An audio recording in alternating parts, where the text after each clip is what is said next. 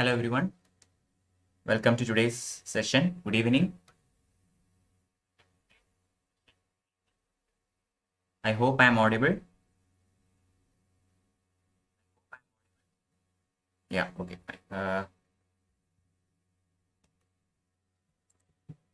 All right. So we are continuing with the UPSC CSE Medieval India series. We have already completed about 10 lectures. A few more are remaining. So today we are moving on to the second most important dynasty which ruled over India in the medieval Indian times. That is the dynasty of Mughals. Okay, so we have many important kings and emperors to look into in this dynasty, especially Akbar. So Akbar and all will come in the next class. So today we are going to see up to Humayun, including Sher Shah. Okay, there was a small, discontinuum in the Mughal dynasty, and that is after Babar and Humayun. Akbar doesn't come to power immediately. Humayun has some, off time from his throne, and Sher Shah Suri takes power over North India for a brief period of time. And so up to Sher Shah Suri we will see today. In the next class we will study about Akbar and the remaining Mughals. Okay, so once again welcome all of you to this class. If you have not already subscribed to my channel, please do so, and please share with your friends as well. So the chapter I am going to take today is Struggle for Empire in North India 2, that is Mughals and Afghans, from 1525 to 1555. Okay, so from the establishment of the Mughal dynasty until Humayun comes back to power after Sher Shah Suri, and arrival of Akbar. Up till that portion we will see today. So Central Asia and Babar. Okay, this is the first thing. Yes, after medieval India I will start ancient India. If you have any queries in between, you can put it in the YouTube live chat, and I will definitely look into it and answer to your queries. Okay, so the Indian situation we already know. What was going on in India, etc., was explained in the previous classes. Okay, so the Rajput dynasty was ruling in certain parts of India towards the Rajasthan region and all. And then we had certain dynasties like the Lothis in Delhi. There was the Malwa, the kingdom in Malwa, which was very much powerful. Bengal was almost independent always. Orissa had the rulers, Gajapati rulers and all. So in South India we have Vijayanagara, Bahmani and all those kingdoms. So the political situation in India is very clear to you, I hope. So we are going to see how did this Mughal dynasty come to power in India. They were not Indians, okay. Babar is actually a foreigner who eventually came into India and settled here. So what are his origins? That is what we are going to start today with. So in the Central Asian politics, Mongol Empire disintegrated. Okay, and there was some confusion regarding succession and all. But eventually, Timur united Iran and Turan.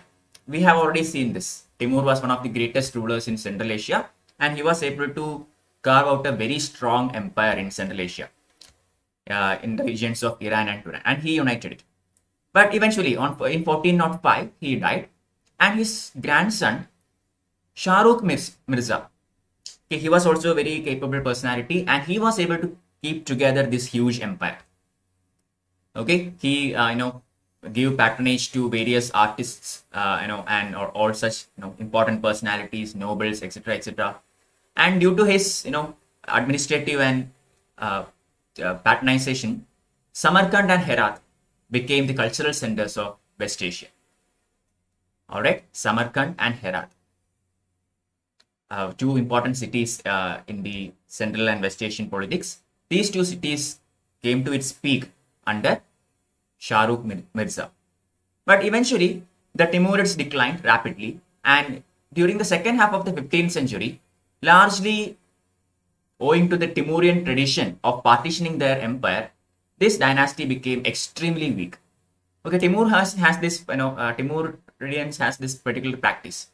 Instead of primogeniture, or instead of a war of succession and the entire empire going to one single prince, Timurs always divided their empire between their children, okay, between their sons. Okay, so if one king holds a huge empire and he has 4 sons, then the entire kingdom will be divided into 4, one part for each of them. So see the problem here. problem is that one huge empire of Timur is now being disintegrated into small fragments. So due to this practice and due to the Central Asian politics and all, eventually the Timurian power began to become very much disintegrated and declined. Clear? It is during this time, two other important powers came into the Central Asian picture. Number one, from the north is the Uzbeks. Okay, Uzbeks are predominantly the Sunni faction of Muslims, and they are actually a Turco-Mongol tribe. And they started to thrust their power from the northern region. From the western region, the second most important power was the Safavid dynasty, which was predominantly a Shia dynasty. Okay, so Sunnis and Shias are different factions of Muslim, and they too were fighting with each other. And these two were the newcomers to the Central Asian politics. Both of them were trying to assert their dominance and power. And this political issues and this religious differences, etc., sectarian differences, etc., started to embroil a battle of, say, sectarian kinds in the Central Asian politics. The battle between Shias and Sunnis. Both are Muslims, but one faction is Shia and other one is Sunni. And apart from them, there was one other power also, but this is a bit more towards the west, and that is the Ottoman Turks. Okay, they are also very important part in the medieval Indian setup, but these two are the prominent ones, Uzbeks and Safavid dynasty. Okay, so this is the power dynamics in Central Asia at that time. So Babar came to the throne at the age of 12. Okay, very young. In 1494, he succeeded to Farghana, a very small state in Transoxiana. Okay, he was not directly ascending to the throne of Central Asia or anything, but he was in charge, or he was the ruler of a small province in Transoxiana region. It is a small portion in Central Asian politics. Clear? And his uncle was ruling Samarkand. I already told you Samarkand is very important city because of it, the patronage to artists and craftspeople, etc., etc. And so Babar's uncle was ruling Samarkand, and Babar now has some kind of power of his own. So what did Babar do? He wanted to conquer Samarkand from his uncle. Okay, so he made some conquest attacks, some campaigns into Samarkand, and he won it. Okay, he won these campaigns, but he lost it immediately. He couldn't maintain his hold over Samarkand. So in the first trade, he couldn't maintain, and he came back, and he tried a second time once again to conquer Samarkand. That also was, although he won, he couldn't stay there. During the second time, what happened was the Uzbek chief Shaibani Khan was called to help the uncle against Babar. Okay, the Uzbeks, who were a chief faction in Central Asia, they were called for help against Babar, to defend against Babar. This brings Babar in direct contact against the Uzbeks. Okay, now Babar and Uzbeks are on two sides fighting out each other. So Uzbeks are a very mighty power by this time. Already Safavids and Uzbeks were controlling the Central Asia. So Babar had no choice but to retreat or move towards eastern part, that is towards India. Okay, so he moved towards Kabul, modern day Afghanistan region. This is how the Central Asian king has been pushed into India. Okay, now he reached Kabul, and eventually he has to enter India because of various factors. One of the most important one being the Central Asian politics, and Babar having pretty much no choice to stand against Uzbeks or Safavids. Okay, so finally Babar came to Kabul, but then still Central Asian politics was very much of a confused area. Plenty of wars were going on between all these factions. In one of the very famous battles that happened in 1510, Shah Ismail, the ruler of Iran, managed to defeat and kill Shaibani Khan. Okay, it was Shaibani Khan, the Uzbek chief, who pushed Babar into Kabul. And this person, this Uzbek chief, has been killed by Shah Ismail, the ruler of Iran, in one of the battles that happened later on. So now Babar thought that, okay, now Shaibani Khan is no more. So now I have a chance. Okay, I should try to gain control of the Central Asia once again. So Babar made another attempt to recover Samarkand. Okay, and this time Iranian forces were also there for his help. And he won that battle. He was duly installed in Samarkand. Problem was, again, he couldn't keep his control over Samarkand. He very quickly lost control again, and he was again pushed back into Kabul. Clear?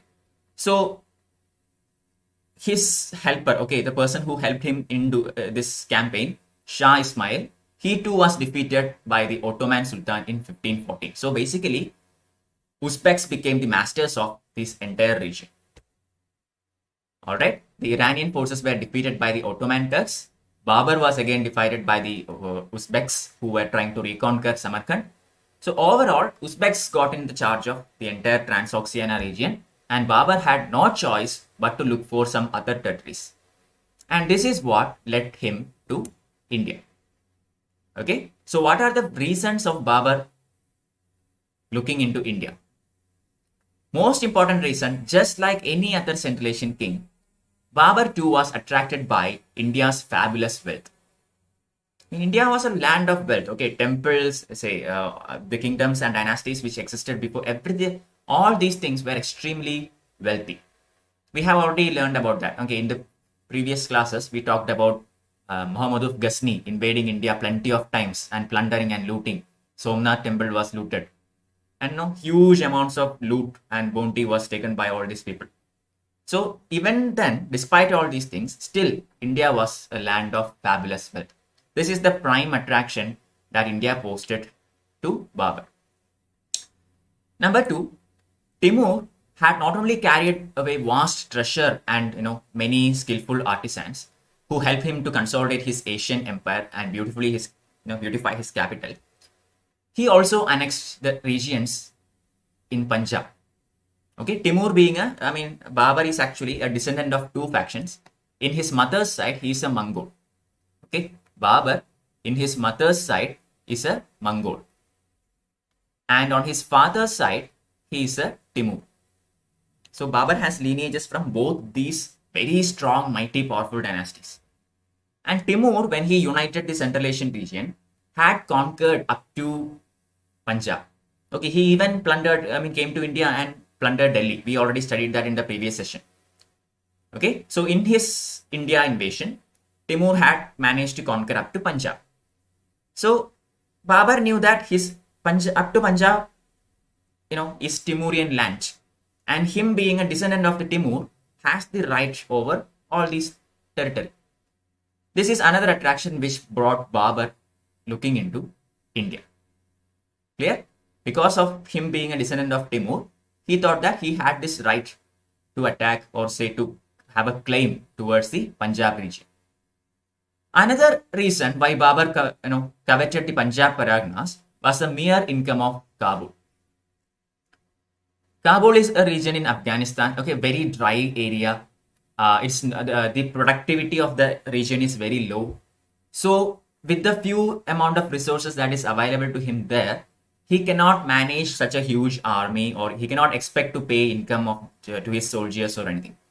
He wanted more territories so that he can get more and more income to meet his expenses. So India being a very fertile land, we have the Ganga Valley, etc. Very fertile, highly high productivity, high income yielding areas. All these also led Babar to look into India. This is reason number 3. Okay, you can make this as points so that it will help you in your mains answer or something. Clear? And this, apart from all these things, again, Central Asian politics. He was very apprehensive of an Uzbek attack on Kabul.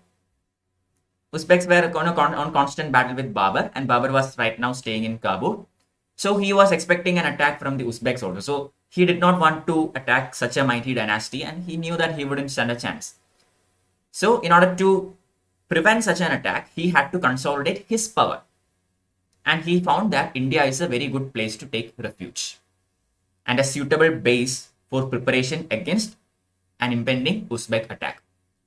So all these reasons brought Babar into India. Political situation in India helped Babar. Okay, North Indian politics was complete a disarray at that time. Everybody was fighting against everybody else. There was no prominent dynasty which could hold a huge power. Sikandar Lodi and Ibrahim Lodi tried to make a big empire, but they failed. They couldn't succeed in doing so because Rana Sanga was a dominant power in the Rajput region. Bengal again was having its own independence and ruler and all. So all in all, North India seemed to be a very attractive place for Babar. Okay, so Daulat Khan, an Afghan, attempted to conciliate Ibrahim Lodi by sending his own son to his court to pay homage. Okay, so basically Daulat Khan was a person who was ruling over the northwestern part of India, and he was fearful of Babar. Okay, and he wanted to make amendments with Ibrahim Lodi, and so that they two together can stand up against any invading power, especially Babar. So Daulat Khan tried to conciliate with Ibrahim Lodi, and he sent one of his sons to the court of Ibrahim Lodi to pay homage. So in 1518, 1519, Daulat Khan's fears actually materialized. Okay, Babar invaded northwestern India and he conquered the powerful fort of Phira. This Phira fort was actually under the control of Daulat Khan. Clear? So Babar conquered the Phira fort, and then staying there, Babar sent letters to Daulat Khan and Ibrahim Lodi saying that when he has conquered this territory and it is his territory, they should not have any more claims over the conquered region. So after doing this, Babar went back to Kabul. But the moment Babar left Phira, Ibrahim Lodi and Daulat Khan, especially Daulat Khan being the person in charge, he reoccupied Phira and expelled Babar's men from this famous fort. So Babar had to come back again. Okay, so a couple of years later, in 1520-21 that time, Babar once again crossed the Indus and he came back to Phira and Sialkot and had to recapture the whole thing once again. And during this attack, he also captured Lahore. And he could have proceeded further, but things were not so safe in his hometown back in, the place where he was residing in Afghanistan region, the Kandahar region. There were certain rebellions and all, so he had to go back after these conquests. So he retraced his steps and went back to Kandahar. He quenched all the rebellion there. So basically, on doing all these things, Babar established a very powerful stronghold for himself in northwestern part of Indian subcontinent. So everything from Kabul till Punjab region, till the fort of Phira, including Lahore, including Sialkot, etc., now is under the control of Babar. Okay, these are just stories, just listen to it, not that much important. Okay, so understanding that Babar is a very powerful emperor whom he can't defeat, Daulat Khan Lodi sent an embassy to Babar. Okay, why? Many reasons are there. Number one, North Indian politics was completely shattered. Okay, there were plenty of infighting between Lodhis and the kingdoms of Malwa, etc. So Daulat Khan Lodi decided to change his side. Rather than supporting Ibrahim Lodi, he sent an embassy to Babar. For what? And as an invitation for Babar to come to India and displace Ibrahim Lodi. Clear? So around this time, another personality, the very famous Rajput king, Rana Sanga, he also sent an embassy to Babar asking him to invade India and displace Ibrahim Lodi from power. So two prominent Indian kings, Daulat Khan Lodi and Rana Sanga, both of them invited Babar to displace the ruler of Delhi, that is Ibrahim Lodi. So from these embassies, Babar understood very well that Indian politics is right now complete mess. And this is the right opportunity for him to attack all these places so that he can carve out a very powerful empire. If Rana Sanga or Daulat Khan Lodi was powerful enough themselves, they would have attacked Ibrahim Lodi and defeated him now. So by sending embassies to a foreigner, Babar understood that none of them are powerful enough to defeat each other. All of them are creating troubles for each other.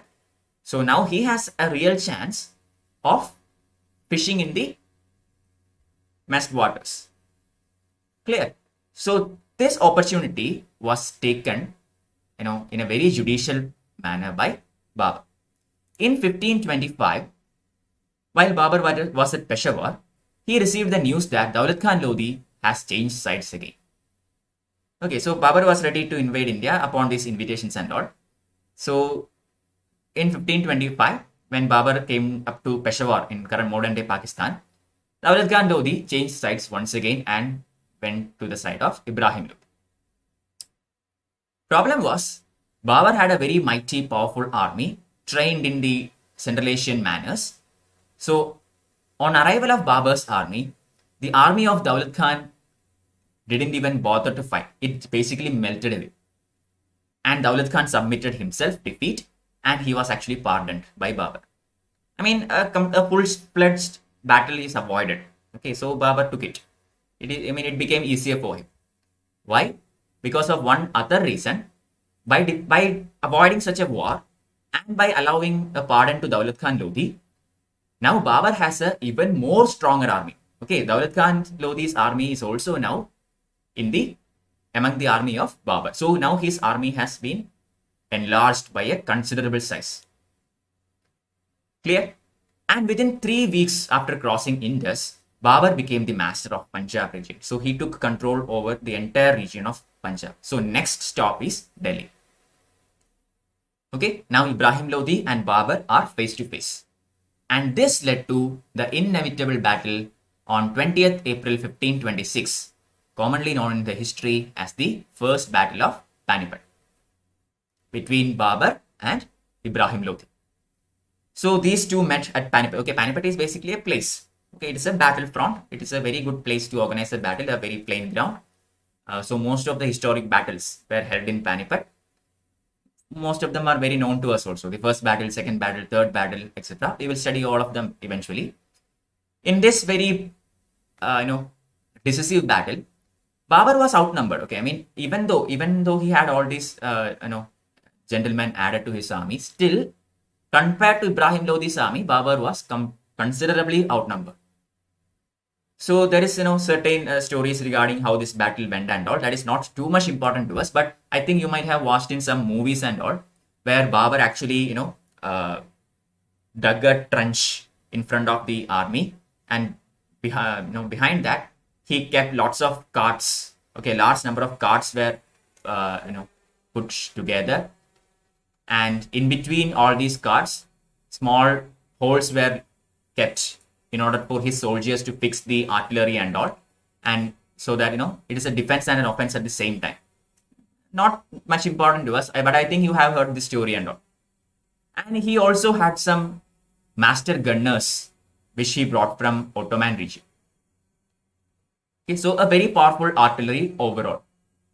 So Babar called this particular device as an Ottoman device, also called the Rumi device, which he employed in a large scale against the battles in India.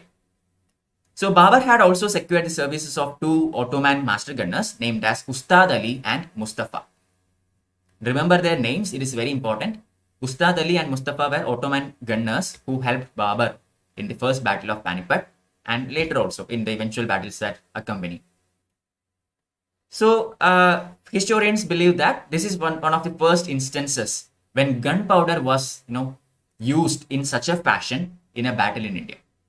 But be very clear, Indians knew the use of gunpowder. Gunpowder was used in battles in India even before this. But this is the first instance when gunpowder was tagged along with artillery and used in such a wide fashion. Clear? That's all. But that doesn't mean this is the first time gunpowder came to India. No, it was in India and it was known to Indians even before the arrival of Babar. Okay, so finally, using all these strong military force and using his techniques, etc., Babar fought the battle of Panipat. Ibrahim Lodi also fought very gallantly, but eventually he lost. The battle was only 2-3 hours. That's all. It's not like the modern day battles which goes on for days and months. This battle was finished in 2 to 3 hours. And Ibrahim Lodi died in the battlefield. And I mean, a lot of his nobles also perished in the battlefield. Battle of Panipat is regarded as one of the most decisive battles in Indian history. Why? Because this led to the establishment of one of the strongest powers in India eventually. This changed the entire dynamics of India. India till now was ruled by Turks. Okay, some places were ruled by Afghans. But Babar is actually a descendant of Timur as well as Mongol. So an entirely new kind of personality, an entirely new kind of dynasty is being established in India. So as far as Indian history is concerned, this battle was a very decisive battle. Okay, and Babar had to wage two very hard-fought battles even after that. Even after the Battle of Panipat, still things were not easy for him.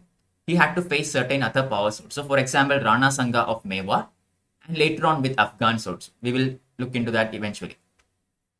So he had to basically go through a couple of battles before he could consolidate his power in North Indian region. And when he came to Panipat, I mean, finally after he emerged victorious in Panipat, there were plenty of other factors also which caused some inhibition for his mastery. What are these difficulties? For one, many of his Beks were not prepared for a long campaign in India. Okay, I mean, Babar's men, they were, fighting wars in Central Asia. They were basically pushed into Afghan region in Kabul. And then from there, they have traveled all the way to India through, Lahore, Peshawar, etc., etc. And finally reached up to Punjab and then conquered Delhi by killing Ibrahim Lodi. So it has been a very long journey for them. And they did not want a long campaign in India. Number two, India was undergoing a summer season.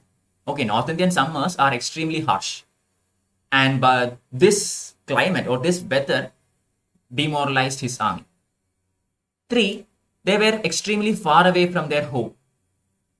And they were in a hostile land. I mean, they are far away from their home and the army began to become very homesick. And the people in India were not treating them hospitably. Okay, they were extremely hostile towards Babar. Whenever Babar arrived in a certain area, the villagers there immediately abandoned that village and went somewhere. On abandoning that, Babar is, unable to attain any produce or any resources to his army because the villagers abandoned that place and deserted that place and went somewhere else. Okay, so all these factors, created even more and more problems for Babar in his adventures in India. And still, Babar, somehow managed to continue his rule. He took a very firm stand that, he is going to stay in India. He is going to make India his home and he is going to rule India. Okay, that's a very firm stand was taken by Babar. And for this, in order to make this, he, began to become a bit lenient towards his nobles. He said that those who want to go back to Kabul can go back to Kabul. I won't, ask you to stay here. You can go back to Kabul. You will be granted the leave. So his liberal approach towards his people immediately cleared the air. Okay, I mean, his problems began to be reduced. The people were happy. I mean, now they have the choice to go back and emperor himself has allowed to do that. Okay, so among his people, Babar began to become a very loud and respected person. Okay, but this stance of Babar that he is not going to go back and he is now going to rule India invited some new troubles. Number one with Rana Sanga and another one with Afghans. Rana Sanga, earlier I told you, he invited Babar to attack India and displace Ibrahim Lodi. So Rana Sanga thought that, until now, all these Central Asian powers, when they raided India, they did a quick raid in India and took a large, loot and went back to Central Asia. This is how the raids happened so far. So Rana Sanga thought that this time also it will be the same. Babar will come to India, loot all the places and go back with a huge bounty. Problem was, Babar did not go back. He decided to stay. So this was a threat to Rana Sanga. Rana Sanga was thinking that when Babar leaves India, he will take control of Delhi and he will rule the entire, North India. That was the plans. But this was not going to happen as long as Babar stays in Delhi because he has a very mighty power. Rana couldn't do much. Okay, and if Babar annexed the Indo-Gangetic Valley, then I mean, North India is his. Indo-Gangetic Valley is so fertile and extremely resourceful. Whoever controls this region will control North India. All right. So, sorry.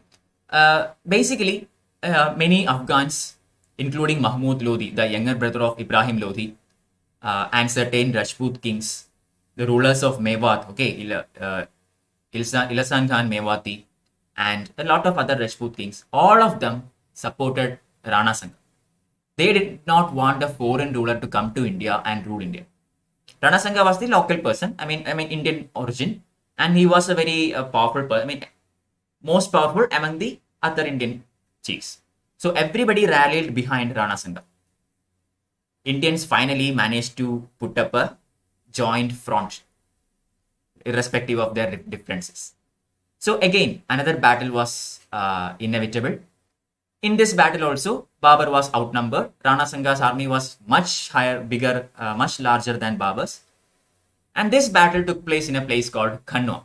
And this is why this battle is known as the Battle of Kanwa. Okay. So when Babar's army came to know that Rana Sankar is preparing such a huge army against them, they became demoralized. So in order to gain back their morality and in order to encourage his army, Babar used religion as a technique. Okay, so in the previous day of the war, in the eve of the battle, Babar basically emptied all the wine jars and broke all the wine flasks, etc., to demonstrate that he was a very staunch Muslim. I mean, wine drinking is not something that is allowed by Sharia. Okay, so in order to prove to his people that he is a staunch Muslim, he emptied all these bottles and destroyed all the wine. He also banned the sale and purchase of wine throughout his dominions. He abolished customs tax for Muslims. So all these practices presented him as a very staunch Muslim in front of his own people. And having gotten back some faith on his own, he together went on to this campaign and entrenched himself at Kanwa, which is 40 kilometers away from Agra. And finally, this battle was contested in 1527, and this was a fairly contested battle. And as I have already mentioned, Babar's army was considerably low in number compared to the opponents. Problem was, Babar's army had a particular unit termed as the artillery unit. Earlier also we saw in Battle of Panipat also, this artillery unit was very well employed by Babar with the help of his master gunners such as Ustad Ali and Mustafa. If you have seen this film, Panipat, okay, that film is about the third battle of Panipat, the Bollywood film. In that film, you might have seen one of the foreign, Afghan noble who led the artillery of the Marathas. That is the artillery attack, okay, to besiege a fort and all. So Babar also had such a beautiful artillery led by say Ottoman master gunners, and this faction or this unit in his army was so efficiently used by Babar that it took a lot of life toll on the camp of Rana Sankar. And eventually Sankar's army was slowly pushed back. Okay, despite being outnumbered, Babar used his military skills and his leadership skills in such a way and so masterfully that he was able to push back such a mighty army organized by Rana Sankar along with other Indian kings. But Rana Sankar somehow managed to escape, and he wanted to go back and regroup himself and come to another attack. Problem was, although Rana Sankar managed to escape from Battle of Kanwa, he was poisoned to death by his own nobles. Okay, his nobles were not in favor of having another battle against Babar. Now, they have witnessed what has happened, and his nobles were pretty sure that it is pointless to attack Babar again. He is such a mighty power. So if you pursue that route, it will only bring destruction. So his own nobles poisoned Rana Sankar, and Rana Sankar was killed. Clear? And this ends the era of one of the most valiant group of warriors of Rajasthan. And with the death of Rana Sanga, the dream of a united Rajasthan extending up to Agra received a huge setback. Okay, so now the Rajputs cannot think of uniting such a huge portion of North India in the near future. Their mightiest ruler, Rana Sanga, is now no more. So what did Babar do? Babar continued his conquest in India. He strengthened his position further by conquering the fort of Gwalior, Dholpur, east of Agra, etc. etc. He annexed large parts of Alwar from Hasan Khan Mewati, another important North Indian king. He led campaigns against Medini Roy of Chanderi in Malwa. Chanderi was captured after Rajput defenders, etc., died fighting and performed Johar and all. We come to know about this from Babar Nama. Okay, I mean, Babar's memoir, written by Babar himself, explains in all these activities. We will look into that portion later. Okay, I mean, literature and all during Mughal times, very important for UPSC. We will come to it eventually. But anyway, although he had this chain of attacks in North India and he won all these things back at home was not so well for Babar. Okay, there were certain unrest activities going on in certain parts of certain other parts of India as well.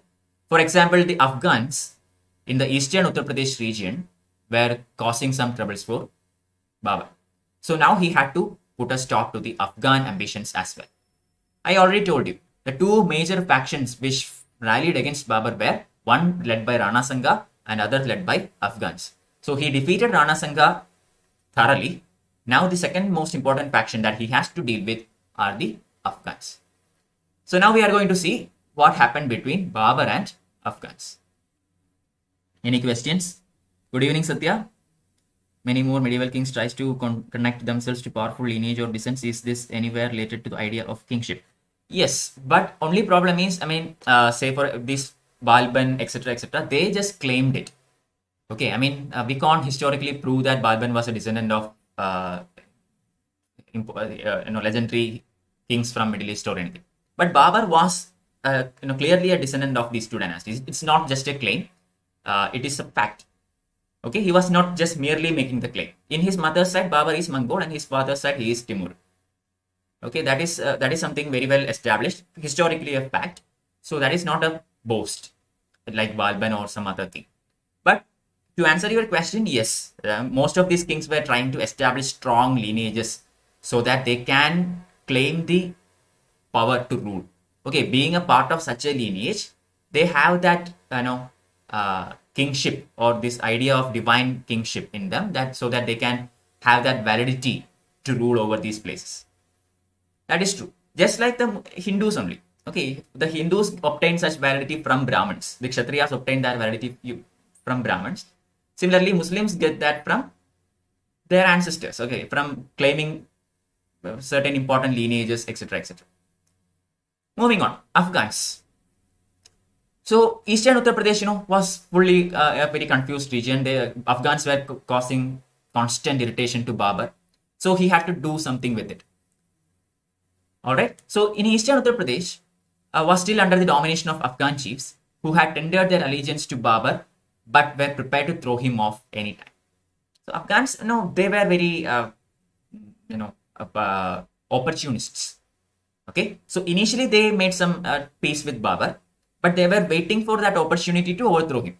Okay. It was not a consolidated affair. Rajasthan region was consolidated. I mean, the Rajputs were completely overthrown by Babar. There is nothing more there. But Uttar Pradesh region, Afghans were for now under control, but they could break out anytime. And it happened.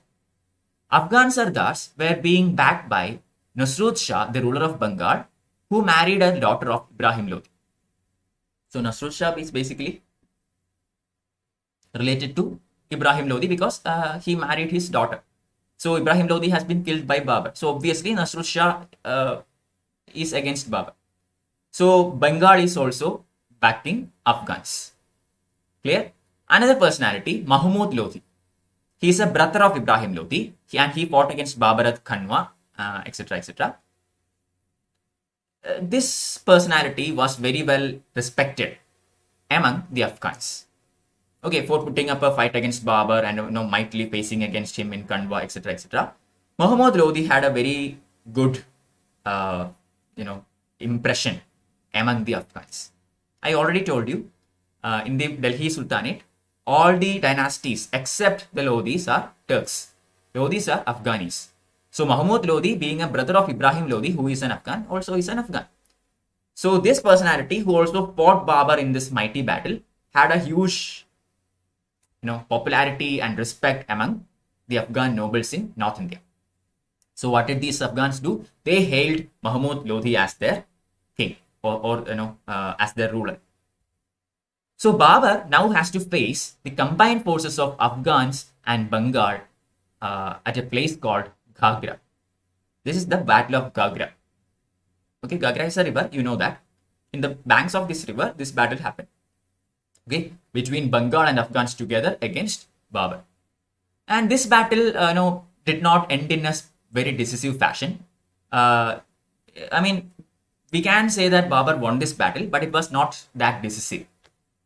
Okay, there were plenty of certain other issues also that was troubling Babar. One is that he fell ill during the campaign, and Central Asian politics was not going in favor of him.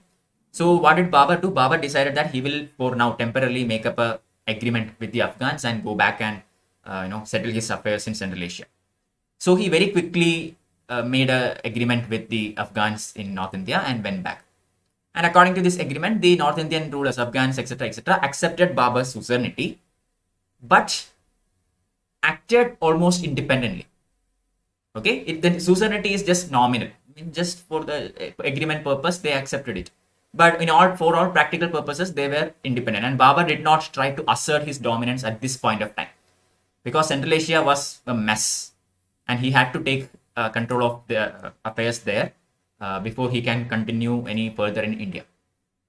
So Babar went back to Central Asia, and on his way to Kabul, when he reached Lahore, he died. Okay, Babar died in Lahore on his way back to Kabul. So this is the end of the first Mughal emperor in India. So basically Babar established the Mughal dynasty in India. So what is the significance of Babar's advance into India? This is a very important historical question. So Babar came to India. So what? A Central Asian king came to India, attacked India, made a dynasty and died. Okay, so why is Babar so important? What are his contributions, or what all are the impacts of his advent into India?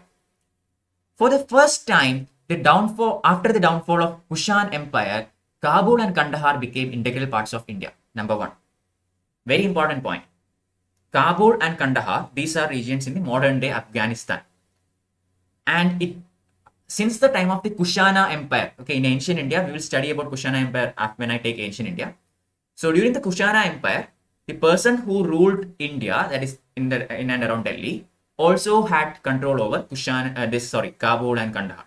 So all this together was a part of one big empire. Since then, no king or emperor managed to bring such a territory together ever again until Babar. Babar is the next person after the Kushana Empire to annex this huge territory. Okay, that is one of his prime contributions. Number two, Babar and his successors were able to establish a very strong security from external invasions for the next 200 years. Okay, especially Akbar. We will study that eventually. But Babar and his successors, the so-called the Mughals. Okay, Mughals were able to ensure that India's northwest was heavily protected. Okay, northeast is already protected by geographical features like Himalayas. Peninsular India is protected by oceans on the three sides. Northwest was one area through which all the Central Asian attacks and every invader came to India. So by establishing a very powerful empire in this region, Babar and his successors, the so-called Mughals, were able to ensure 200 years of security for India from external invasions. This is another important historical point. Then, control of Kabul and Kandahar. Kabul and Kandahar are very important. Why? Because plenty of mountain passes are there. This is a very strategic area. Okay, etc., etc. And this is another important area which controlled trade between China region and Mediterranean region. So basically, by having control over this region, India's trade and commerce began to prosper. Okay, because this is an important part in a major trade route. Okay, so India was able to have a huge influence in this trade, and India began to benefit out of this trade. And this is also courtesy to Mughal Empire, especially Babar. Babar smashed the power of Lodhis and Rajput confederacy and thereby destroyed the balance of power in the area. Very important. Yesterday I told you there were plenty, these kings, Rana Sanga, Lodhis, etc., etc. They all were powerful enough to create a stable empire in North India, but they were not powerful enough to expand it, because all these dynasties were almost equal in power. Nobody could defeat the other one and expand his empire. This was the North Indian condition at that time. There was a balance of power between all these kingdoms, which prevented the rise of a very strong, powerful empire. Babar came and created upset to this balance, and led to the establishment of one of the biggest empires in India, that is the Mughal dynasty. Okay, this is another important contribution by Babar. He introduced a new mode of warfare in India. I already told you his skill in employing artillery along with other factions in the army. Okay, cavalry, etc. was used by him, obviously. But artillery was one specific unit that he used very efficiently to win battles such as Battle of Panipat, Battle of Kanwa, so and so. That is another contribution. The thing with artillery is that it is very expensive. Okay, you can't, so in order to win the battle, you have to have this artillery. You can't expect to win a battle against a mighty power without having an artillery unit. So artillery being very expensive, smaller kings cannot afford it. Okay, you have to have a very resourceful empire in order to afford such a unit in your military. Okay, so only very powerful, very wealthy kings could afford artillery. So this basically eliminated all the minor kings from North Indian politics. Okay, minor provinces, etc., who claims their independence or dominance, etc., etc., they were all removed. They were out of picture. Clear? So that is another important contribution or another important effect of Babar's attack on India. The era of small kingdoms ended. Okay? One of the most important contributions. He re-established the prestige of the crown. Remember, when Delhi was invaded by Timur after Firoz Shah Tughlaq's time, the prestige of the Delhi crown, Sultanate crown, was shattered. Repeated invasions by various other factions, and basically Saids and Lodhis couldn't re-establish or regain that prestige. So the prestige that was lost after the time of Tughlaqs was regained by Babar. Babar's made himself or say availed that kind of respect all by himself, through his political activities, through his military campaigns, and through his administrative skills, etc., etc. To add to that, or to add to his image, he was also the descendant of Timur and Mongols. Okay, so this being a descendant of such legends also gained him that kind of image in front of his subjects.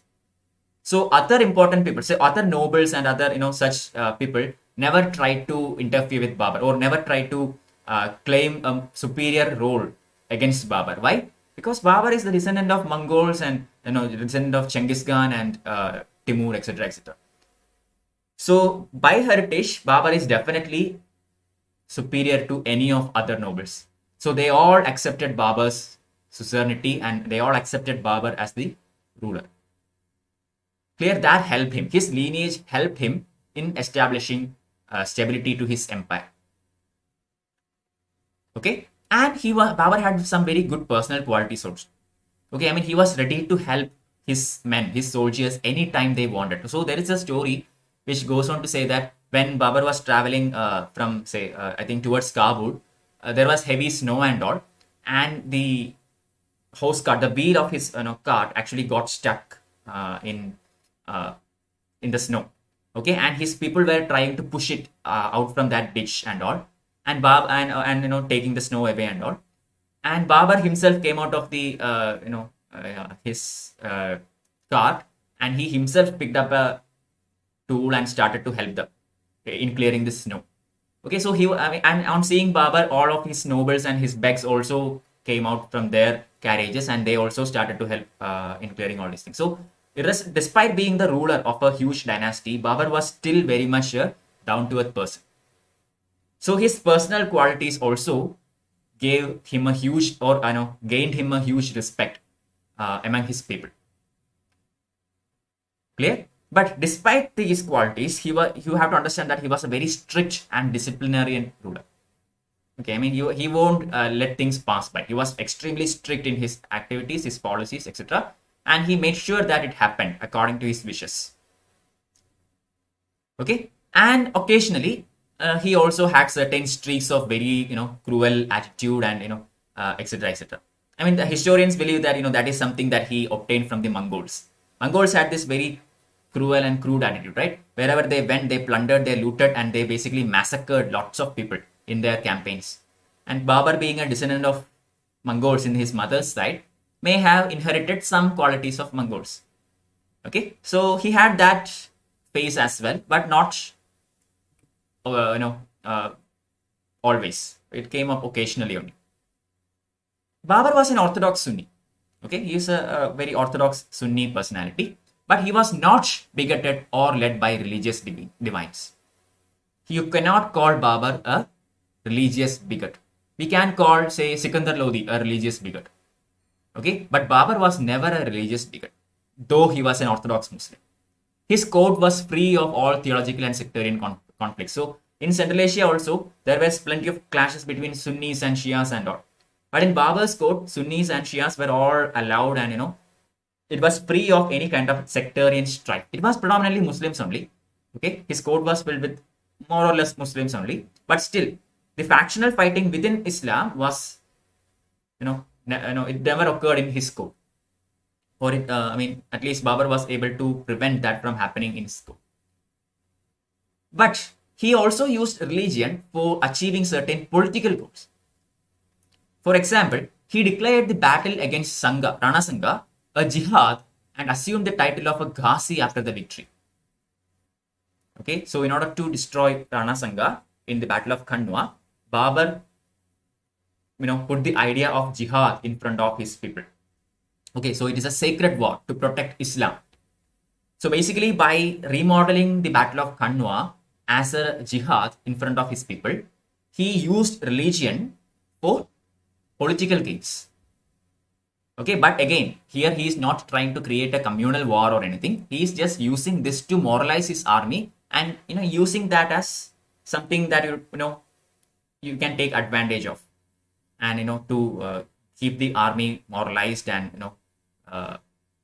to keep up the spirit of the army. So there are certain such instances also. Also, though his reign was a period of war, only a few instances can be found of destruction of temples. This is also a very important point. He may be a Muslim or an Orthodox Sunni and all, but we do not find many instances where Babar destroyed temples and all. Okay, I mean, few are there, exceptions are there, obviously. But he did not follow a policy of religious persecution or any of that kind. And there is absolutely no evidence that suggests that the mosques built at Sambhal and Ayodhya by local governors during his time were done after breaking down a Hindu temple. This is very important even for current affairs. Okay, the Ayodhya judgment came last year, and when it came, you know what happened. So even in that judgment, Supreme Court says that there is no evidence that Babar built this Babri Masjid. Okay, that masjid which was destroyed in 1992. There is no evidence saying that this masjid was built after destroying a temple. The archaeologists who went there and studied this place, they found remains of a temple there.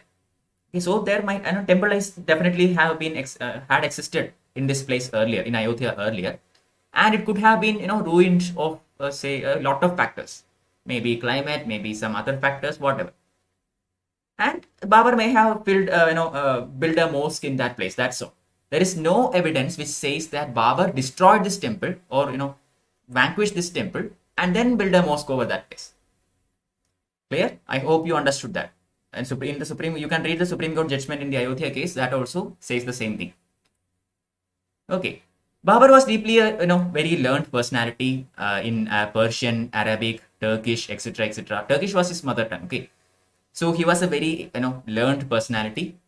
He wrote his own famous memoir named as Tusukai Babari, which was later converted into Persian by the name Babarnama. Okay, and from his writings itself, you can understand that he is a very learned man. He knew a lot about a lot of things.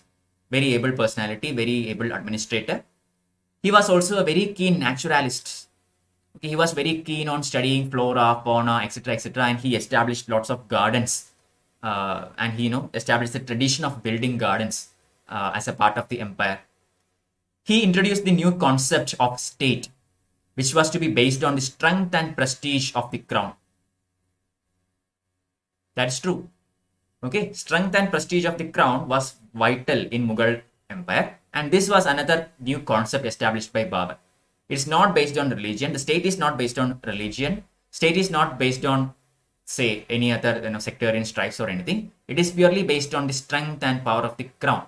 The emperor. The emperor was very central in Mughal dynasty. Absence of religious and sectarian bigotry, careful fostering of cultural and fine arts. Yeah, he patronized arts, literature, etc., etc., which we will study further in the future chapter. So basically, he provided a very good precedent and a direction for his successors. He set up the foundation and he gave the Mughal dynasty a direction. Okay, then kings who will come eventually, Humayun, Akbar, Jahangir, Shah Jahan, all of them, they can continue his work. He gave the direction to this dynasty. So this is the contribution of Babur to Indian history. I hope it is clear enough.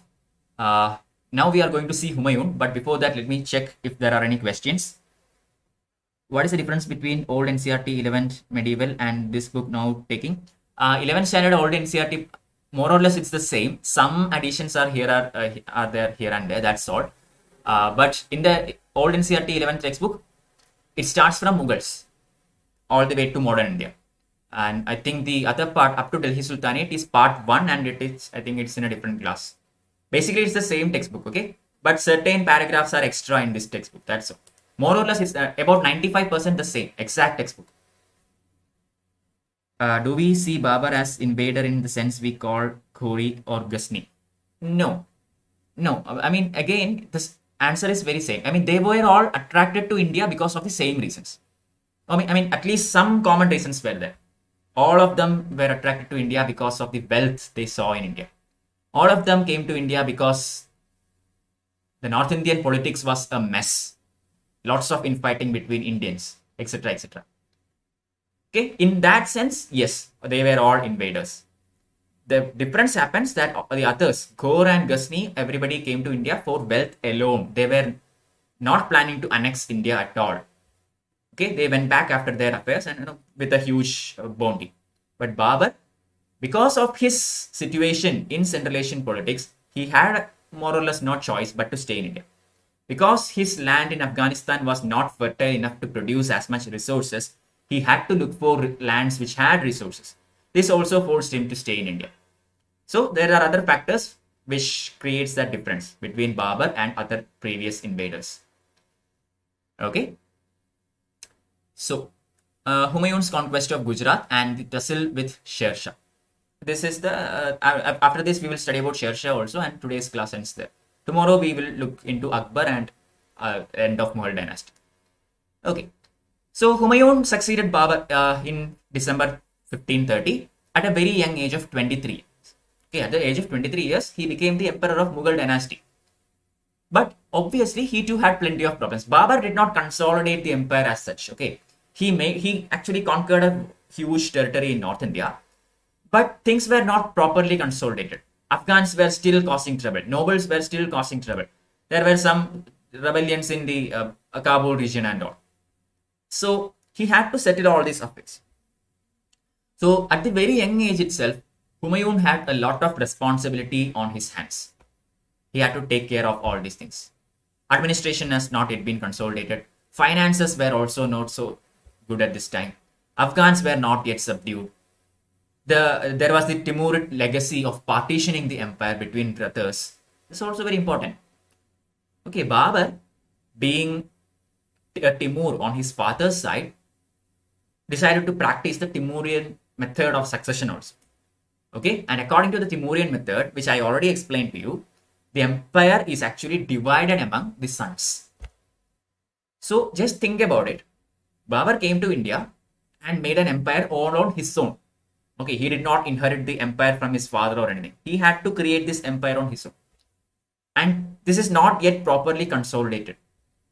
So immediately dividing this empire into his sons. Okay, he had about he had to divide it into 3 parts, one for each of his sons.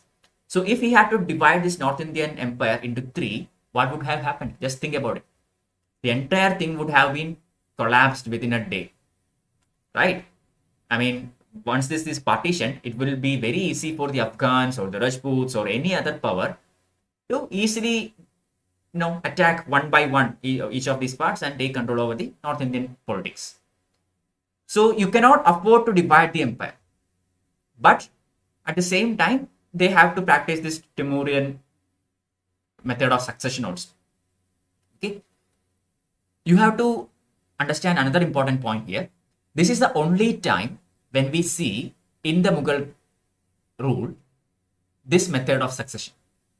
From now onwards, after the time of Humayun, Akbar comes to power. After that, Jahangir, then Shah Jahan. During all these times, there is a battle of succession, and whoever wins the battle gets the throne. Clear? Up till Aurangzeb, and after that also the same thing happens. This is the only time we see this kind of a succession in Mughal era. After Babar to Humayun, this is the only succession.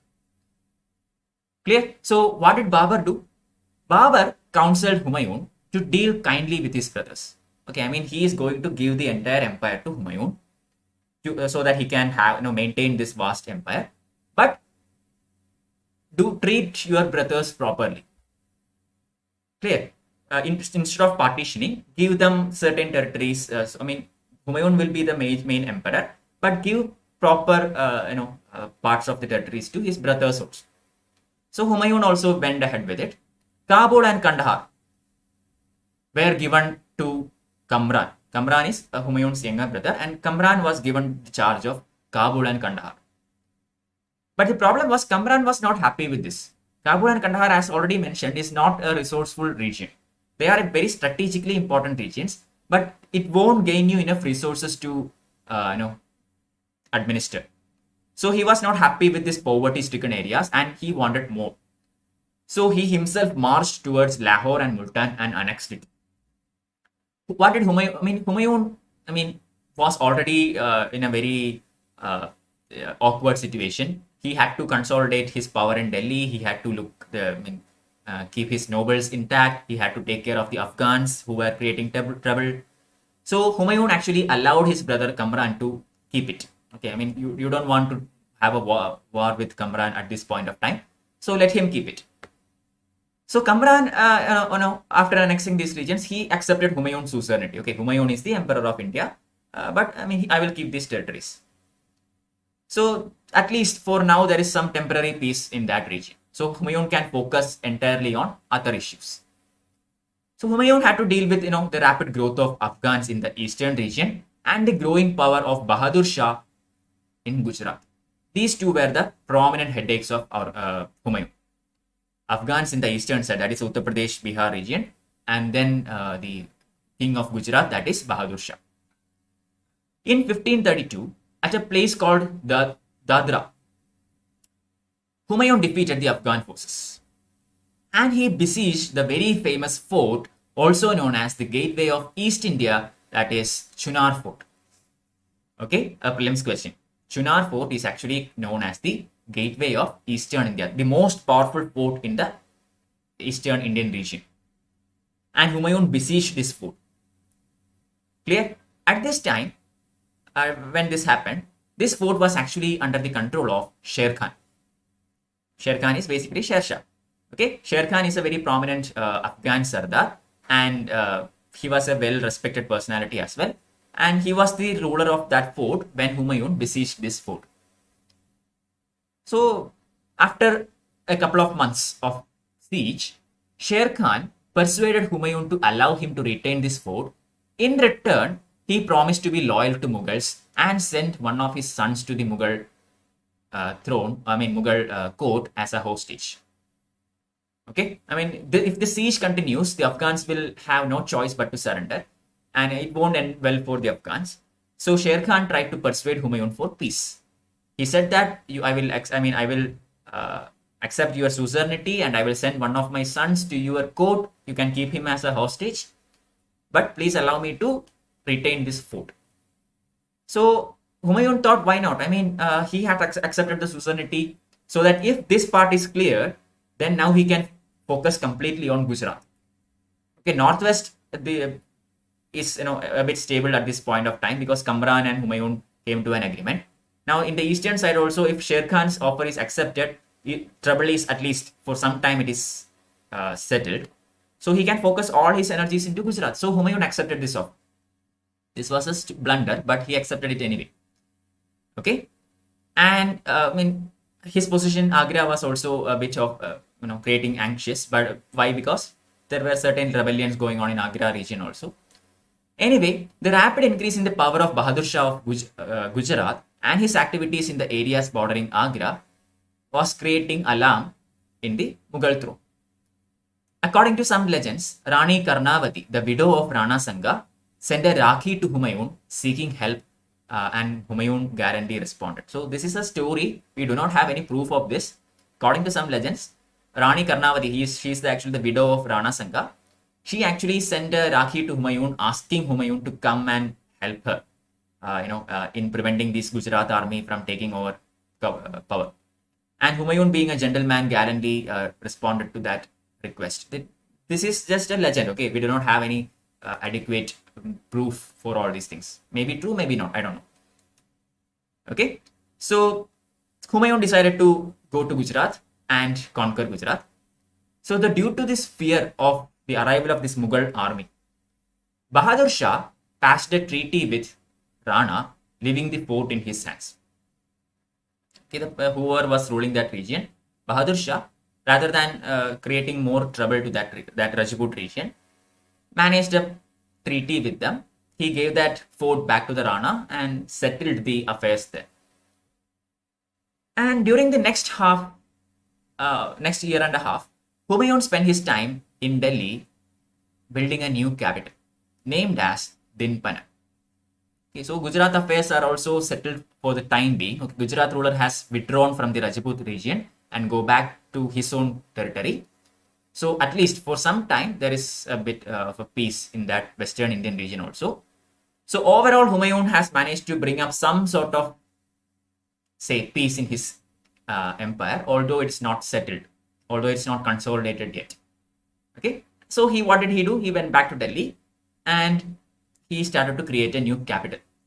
And he started to organize lots of festivals and celebrations, etc., etc. He patronized various artists and other such people, brought various artists from Central Asia, etc. Basically, he did all these things in order to enhance his prestige. This is considered as a huge blunder by almost all historians. Why? Because while Humayun was engaged in all these luxurious, all these festive activities, Sher Shah was planning another attack. Sher Shah was enhancing his power, conquering neighboring territories, training his army, expanding his army. So while Sher Shah was consolidating his administration, Humayun was here in Agra creating a new capital and engaging in festive activities and being basically irresponsible. So this was considered by many historians as a neglect on administration by Humayun. Clear? So some people say that Humayun cannot be entirely blamed for this because he irrespective of this minor fault, in general he was a very great personality and very great king and all. It's true also. He was a very capable personality. He had committed certain blunders in his life, one being this, and some more are yet to come that we will study about. But in general, he was a very good king. Some historians say that Humayun is into all these, festive activities, celebrations, etc., etc., because he's into opium. Okay, he consumed a lot of opium, which is a drug. Okay, you know that. But this cannot be entirely attributed to his character as well. Why? Because Babar also used a lot of opium. Okay, Babar basically banned wine drinking throughout his empire, which I have already spoken about in the previous slides. But after that, after banning wine, he also had engaged in opium. But Babar was a very great ruler, so opium cannot be blamed for all these things. Neither Babar nor Humayun was an opium addict. Both of them used it. That's all. Clear? So anyway, Sher Khan was expanding his power and consolidating his power in eastern part of India. Bahadur Shah made his court the refuge of all those who feared and hated the Mughals. Bahadur Shah, the ruler of Gujarat, which I have already mentioned, he basically tried to expand his kingdom. Okay, once again, after laying low for a while, he decided to take some power all by himself and attack, or say put a front against Mughals. So he decided to give refuge to everybody who hated Mughals or who feared Mughals. And he again attacked certain Rajput regions, especially the Chittor region, which is very famous for the Chittor fort, which is one of the biggest in Asia. And he simultaneously supplied arms and men to Tatar Khan. Tatar Khan is a cousin of Ibrahim Lodi, okay? And by doing that, Tatar Khan will also join him in the battle against Mughals. This was the idea. So he secretly helped Tatar Khan to create a huge army against Mughals, and he created an army on his own, ready to attack any time. So Humayun came to know about this. He was not happy. So he decided that now it's time to clearly settle the Central Indian affairs, otherwise things will get out of hands. Okay, so what did Humayun do? He defeated Tatar Khan, obviously. Very easily he defeated Tatar Khan, and he invaded Malwa. Malwa is a very key area in Central India. So Malwa was invaded by Humayun. Bahadur Shah had no choice because he was in no position to attack or to face such a mighty Mughal army. So he fled. Okay, and fortified himself at a camp at Mandu region, Mandaso. But Humayun decided to pursue him. Okay, I am not going to let you go this time. I will definitely put an end to this. So he pursued Bahadur Shah to Mandaso. So Bahadur Shah had to escape from there also. He went to Champanir. Humayun followed him there. So he went, abandoned Champanir and went to Ahmedabad. There also Humayun pursued him. And finally, he had to escape again into Kathiawar, towards the west end of Gujarat. So basically, Humayun captured all these areas, all these Rajput territories, and annexed them into the Mughal dynasty while he was pursuing Bahadur Shah of Gujarat.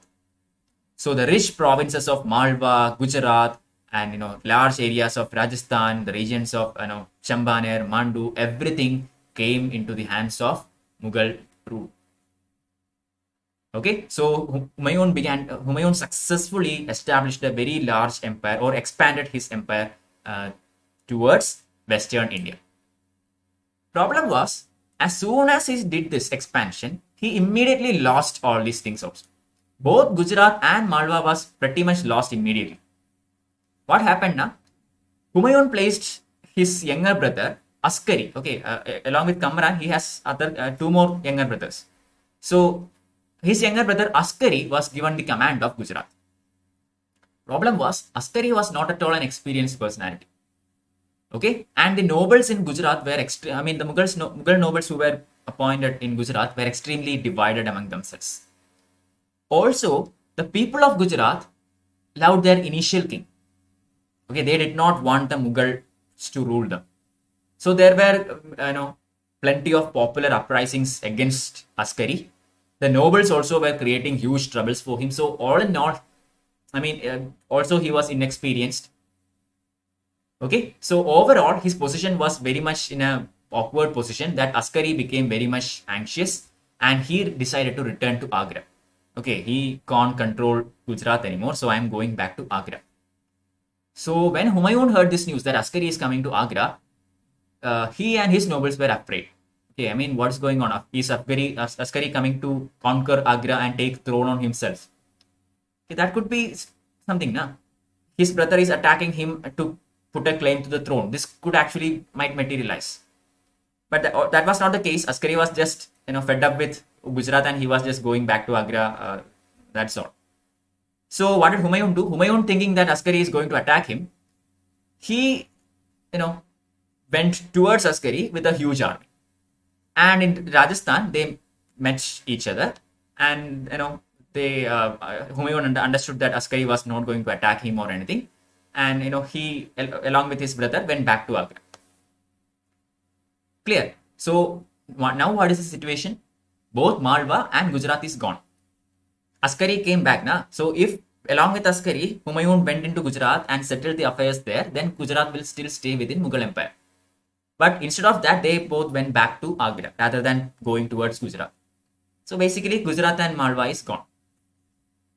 Okay. Soon after, Bahadur Shah drowned in a scuffle against the Portuguese, and you know what happened. I have mentioned this story earlier.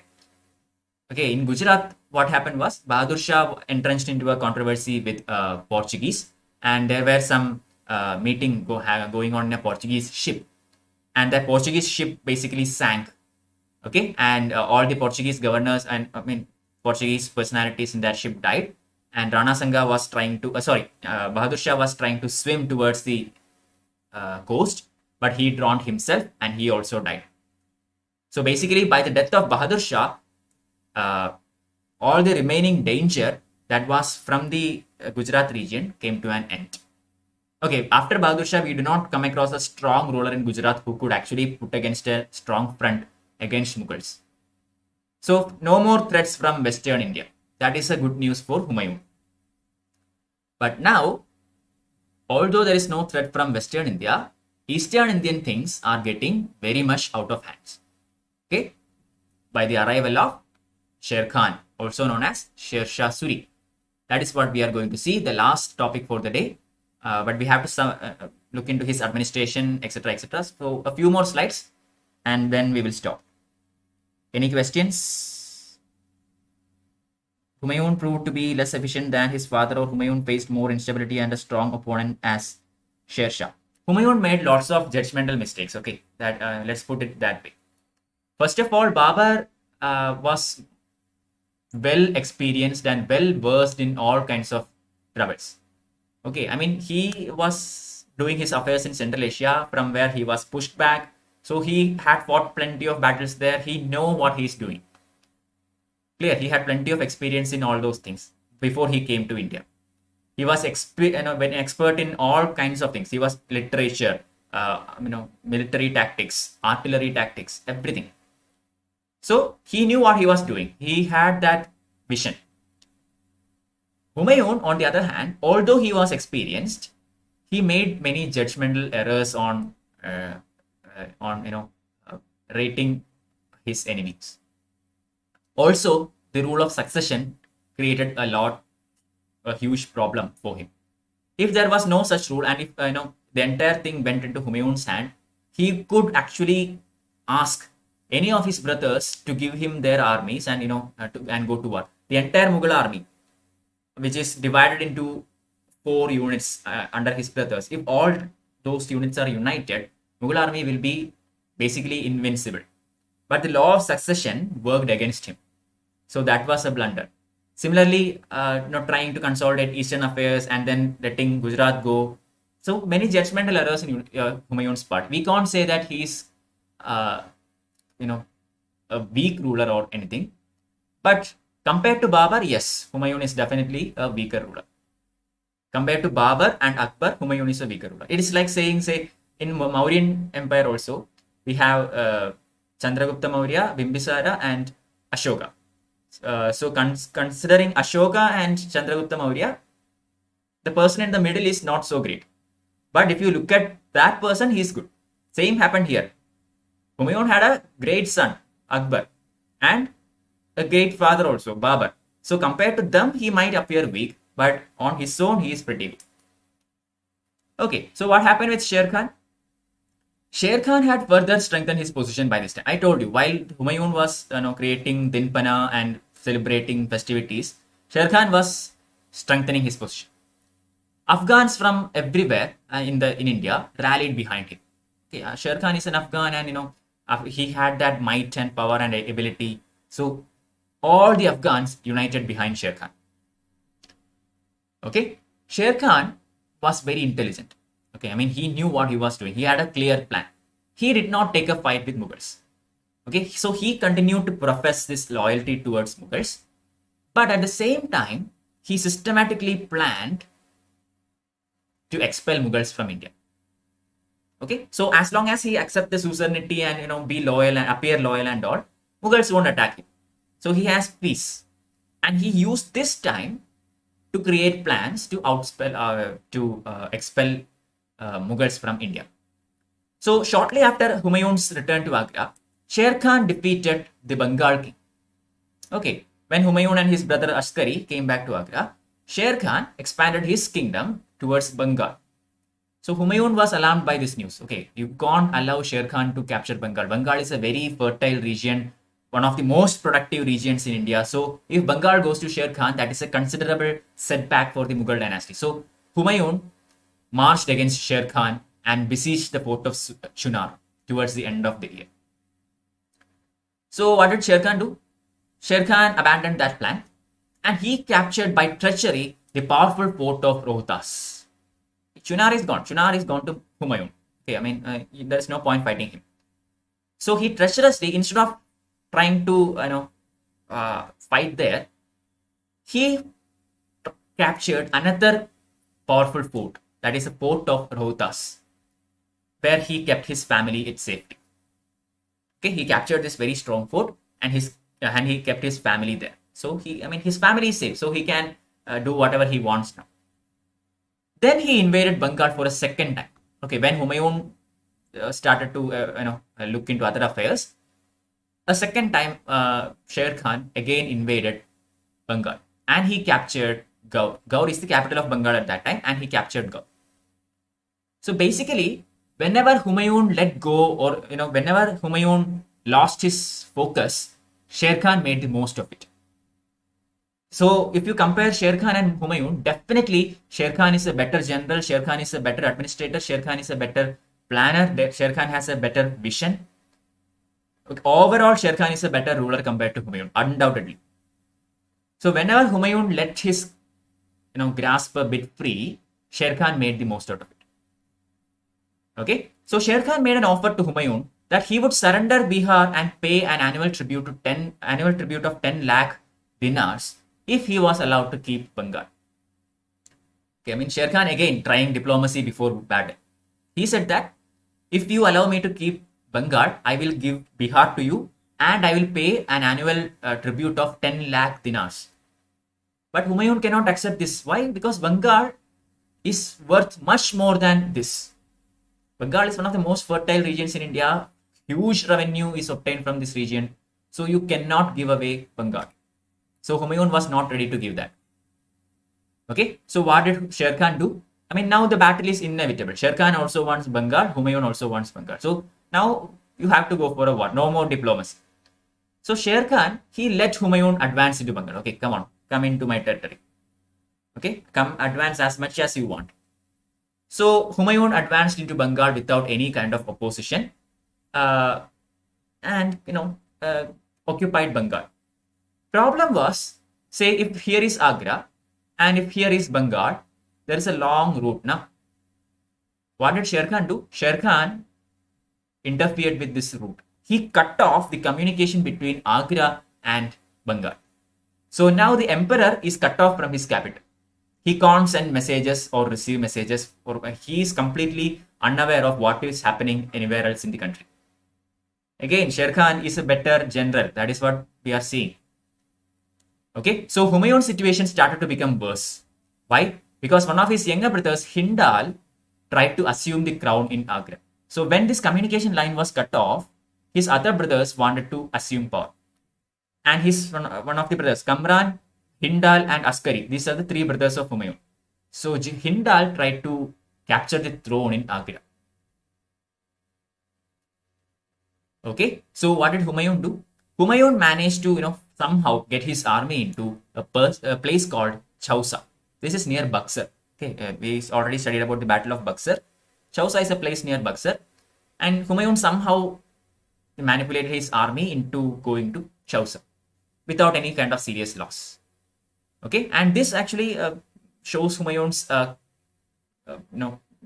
abilities as well. Okay, being in such a pathetic situation, he still managed to get his armies into Chausa is a very good accomplishment. Kamran, his other brother, who was handling affairs in the northwest of India, he advanced from Lahore to Agra in order to quell Hindal's rebellion. Okay, Kamran was loyal to Humayun. So while Hindal was trying to rebel and capture the throne in Agra, Kamran, from all the way from Lahore, he advanced towards Agra to quench this rebellion and save the throne. Okay, problem was, although Kamran was loyal to Humayun and he did this for Humayun, he was not ready to send an army to enforce Humayun's army, enforce the Mughal army. Kamran had a huge army under himself. He could have lent some of his army to Humayun so that Humayun can thoroughly defeat Sher Shah. But Kamran did not do that. Okay, he said, I will quench the rebellion in Agra and I'm done with that. I'm not going to help you anymore. So Humayun now is in a very awkward situation. Okay, his channel of communication is cut off. He's not going to receive any help from his brothers. One of his brothers is actually rebelling against him. And he now is facing Sher Shah, who is backed by all Afghans in India. This was the condition in which Humayun was put in. This is also the reason why we cannot completely write off Humayun. Okay, because his situation was that pathetic. His own brothers were starting, attacking against him, rebelling against him. Clear? He was not a weak ruler, but circumstances made him, to an extent, we can blame the circumstances which put Humayun through all this. Okay. Anyway, despite all these setbacks, Humayun was still confident of success against Sher Shah. Okay, I mean, he was the Mughal ruler. He was the ruler of North India. So he was confident that he can still beat Sher Shah. Sher Shah again used his mastery of manipulation. So he offered a peace settlement. Okay, and based on this peace settlement, Humayun crossed the eastern bank of Karmanasa river. And by doing so, by crossing that river, in order to accept this peace offer, he exposed himself and he exposed his own army towards the Afghan army, which was waiting there to fight a full-fledged battle. This peace offer was a trick. It was a bluff. It was not real. Sher Shah offered this peace offer only so that Humayun will cross the river and come to this side. So that in this side, the Afghans can attack, and the backside of the army, you have that river. Okay, so now the Humayun's army is basically, confined between the river and the Afghan army. They can't run anywhere else. So this was a trap, and Humayun fell right into that trap, and he was completely vanquished. Okay, his army was routed, and this is known as the Battle of Chausa. Okay, don't forget, very important battle in the history, Battle of Chausa. Sher Shah Suri completely defeated Humayun, the Mughal emperor. Humayun barely managed to escape it. I mean, he jumped into the river and he almost drowned in the river, but somebody who came with a boat basically managed to save him. Okay, so he barely managed to escape with his life. Only a strong, fully organized and fullest unity among the Mughals could have saved the empire now. Okay, if Kamran, Humayun, Askari and Hindal all came together, then now they had a chance. Okay, I mean, the Mughal empire is very strong even now. So if they all united together, then they could have defeated Sher Shah. But you know what was happening? His own brothers were, attacking him. So that was not going to happen. So what did Humayun do? Humayun went back to Agra and he managed to create a small army with whatever he can. Okay, Kamran had a very strong army, about 10,000 troops and all at his command in Agra, but he was not willing to give that army to Humayun, because accepting this peace offer from Sher Shah was considered as a blunder by Humayun. Okay, blunder of Humayun by Kamran and his brothers. So none of his brothers was ready to help him because they all thought that Humayun is not a good general. His generalship qualities were severely criticized by his own brothers. So none of them were ready to give an army to Humayun. So Humayun had to make an army on his own. And with that small army, he again tried to attack Sher Shah. No way. Okay, Sher Khan thoroughly defeated Humayun once again. And the Battle of Kanauj, which happened on May 1540, was bitterly contested. Humayun completely lost. Sher Khan won the second victory again. So Battle of Chausa and Battle of Kanauj basically defeated the Mughal emperor completely. And Sher Khan became the ruler of North India. So all the way from Bihar up till northwest, it was Sher Khan's empire now. Mughals were out of the picture. So this is the small gap that we see in the Mughal dynasty. This is the only time we see that gap. From now onwards, the Mughals become when more powerful, and till the British arrives in the picture, it's the rule of Mughals. I mean, obviously they are tried by the Marathas and all, but still, they were still in rule. Okay. Ultimately, Humayun, Humayun had to wander here and there. He sought help in various kingdoms, which was again to no avail. He went from one kingdom to another kingdom seeking help, etc., etc. Nobody helped him. Finally, he took shelter at the court of an Iranian king. And with the help of that Iranian king, Humayun recaptured Kandahar and Kabul in 1545. Okay, Kamran did not help him. Kamran was ruling over all these areas. And with the help of the Iranian king, Humayun recaptured Kandahar and Kabul in 1545. This is Humayun Returns. Okay, yeah, this is like the movie titles. Humayun Returns. Okay, so with the help of the Iranians, Humayun has captured Kandahar and Kabul, thereby having a strong foot in northwestern India or in the frontier region of India. And then we will, see what happens to Humayun in a bit. But now we have to study the character of Humayun. Okay, Humayun's life was actually a romantic one. He went from riches to rags and again from rags to riches. This is true. He was the Mughal emperor. Then he became an emperor without an empire. And then again, with the help of the Iranian king, he fought and captured an empire. So from riches to rags and rags to riches. So Humayun's life is basically a U. Okay, but I mean, he dies also immediately after he recaptures the empire. So it's basically like this. Okay, so anyway, it was a very interesting life story. In 1555, the Sur Empire broke up, and Humayun managed to recover Delhi also. Okay, during the lifetime of Sher Shah, Humayun couldn't do anything. I mean, Sher Shah was much superior to Humayun in almost everything. So as long as Sher Shah was alive, Humayun had no chance. But Sher Shah died. Okay, I will tell you the story in a bit. But anyway, Sher Shah died. His son came to throne. His son also died. And after that, we have a weak succession of people in the Sur dynasty. So this was an opportunity of Humayun. And Humayun took that opportunity, and he got back to the throne in Delhi. And immediately after he recaptured Delhi and established the Mughal Empire, he died by falling from the first floor of a library in his fort at Delhi. Okay, this is very interesting. I mean, he recaptured the entire territory and he became the Mughal emperor again. And then he died almost in a very, silly fashion. He fell down from the first floor of the library and succumbed to his wounds. And his wife, his favorite wife, Haji Begum, also known as Bega Begum, she built a very beautiful, magnificent mausoleum for Humayun, the very famous Humayun's tomb. We have to study about Humayun's tomb in our art and culture portion. It is very famous for its dome made of marble, very famous for the Charbagh architecture, etc., etc., that we will study eventually. Okay, now we have to see the last topic for the day, Sher Shah and the Sur Empire and his contributions to India. Any questions? Okay, thank you, Tamil Selvan. Yeah, okay.